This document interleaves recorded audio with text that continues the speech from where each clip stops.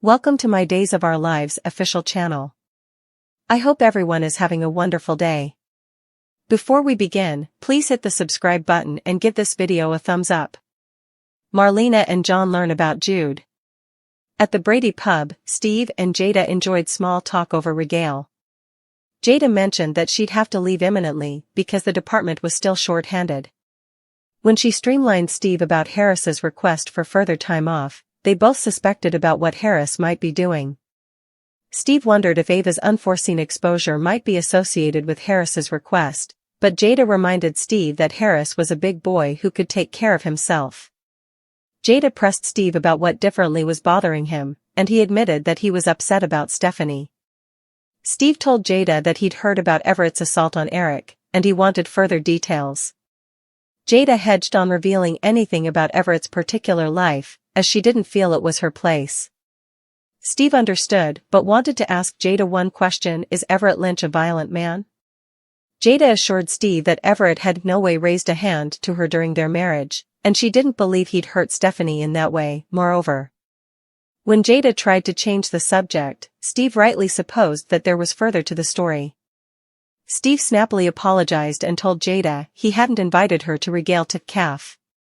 You about my son's love life. He had not wanted to cross a line with Stephanie. Moreover, Jada knew that Steve had only been acting as a concerned pater. And she considered Stephanie lucky because Jada missed her father daily. Steve commended that he missed my homeboy Marcus, too, and offered to step into Marcus' part as tyrannous pater by interrogating Jada's fellows and reining her with unasked advice. Jada smoothly assured Steve that she was good. Steve grew serious and stated that he was proud of Jada and happy for her, as he believed Rafe to be a good Joe. As they ate, Steve observed the unique look of Jada's hamburger bun. She explained that the bun was gluten-free and that Goldman had told her about it. When Jada mentioned that Goldman had celiac complaint and could only consume gluten-free chuck, Steve looked intrigued. After Jada finished her mess, she prepared to pay. Steve claimed that surrogate pop pays, indeed, after Jada jokingly reminded him that gluten-free chuck cost redundant. The two hugged and promised to do regale again with Kayla and Rafe. Jada left, and Steve opened his laptop. He thanked Jada for giving him the information to find Harris and Ava. In Montana, Harris and Ava arrived at their hostel room. Ava cracked that the space looked like the Buffalo Bill room. Lucas followed them into the room and asked where he should put his roll-down bed. He made jokes about giving the lovebirds the big bed, but Harris and Ava clarified that the trip wasn't a romantic flight for them. They all agreed that they were determined to catch Clyde and to hopefully get Lucas his freedom. Lucas light-heartedly mused to a puzzled Harris and Ava that the only thing he'd miss in captivity would be the make-your-own Sunday bar.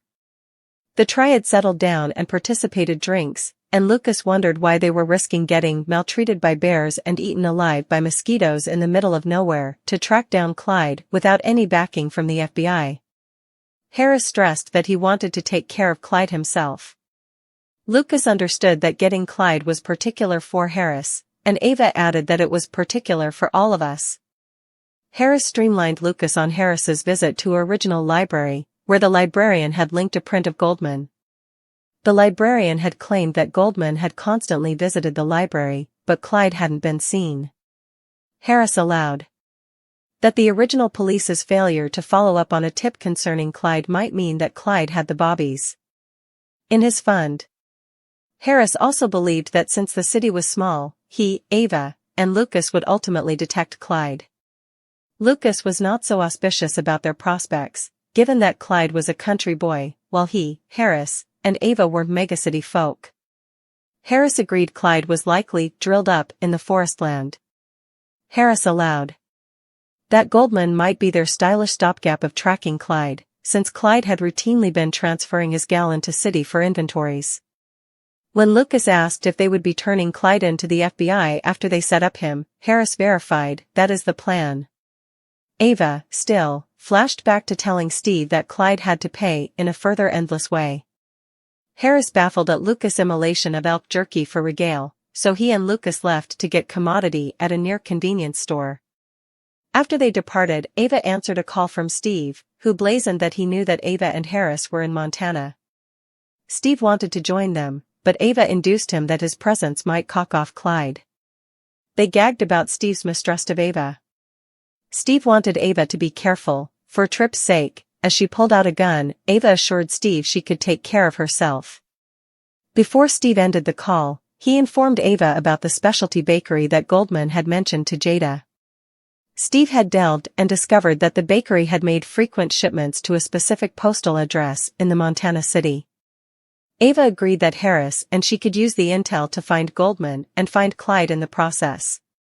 When Harris and Lucas returned with their mess of slushies and flaming hot rubbish airs, the triad sat down for regale and made plans for the coming phase of their hunt. In Horton Town Square, Marlena and John compared gifts they had bought for Jude. John joked that his stylish grandma in the galaxy sure outgunned Marlena's best grandpa in the world, Baby T. Marlena wondered why Eric, Sloane, and Jude hadn't arrived yet for their planned gathering. She called Eric, who, still in bed and worried, texted that he was not coming. Marlena told John about the textbook, and she bothered that commodity was wrong. Marlena called Chad and asked if Eric had reported to work. Chad verified that he hadn't and guessed that Eric might be staying down because of the incident with Everett. Marlena also tried Sloane's number but was surprised and concerned when she discovered the number had been dissociated.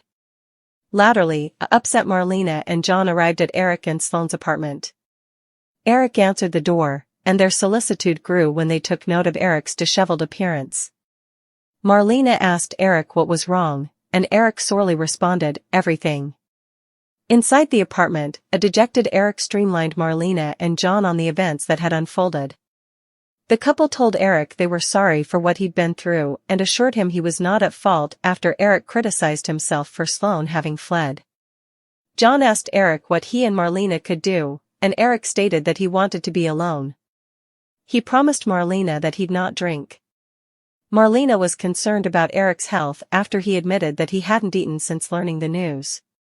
Marlena and John took Eric to Horton Town Square for a mess. Eric ate little and claimed he'd no appetite.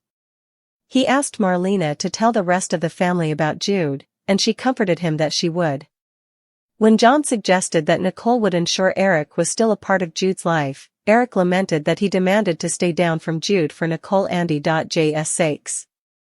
I've to stay down, he reiterated with a shaky shriek. Everett passed by the table, and Marlena caught up with him before he could leave. She asked him how he was doing and told him that she and Stephanie had been trying to get in touch with him. Everett claimed that his phone had not been charged and impatiently asked what was so important. Marlena said that she wanted to talk with Everett about what had happened the former night. Everett grew agitated and stressed to Marlena that he'd no memory of attacking Eric. When he noticed Eric sitting at the table, he approached and tried to apologize. After Everett mentioned Sloane and Eric's love for her, Eric got worried and rushed from the table. John followed Eric, while Marlena stayed before with Everett. Marlena explained to Everett that Eric had endured a particular loss. Everett wanted to leave, but Marlena encouraged him to stay and claimed she wanted to help him. When Everett claimed on leaving, Marlena challenged him to admit that he was avoiding his problems. Everett declared the discussion over and stormed off. Marlena also called Jada and requested Jada's help with an intervention for Everett. John caught up with Eric and tried to calm him down. Eric apologized for his abrupt departure, but John said he understood. John opened up about how delicate it had been for him when he'd been forced to relinquish Eric and Sammy to Roman. John explained that remaining in the House's lives had made the transition easier for him, and he believed remaining in Jude's life could do the same for Eric.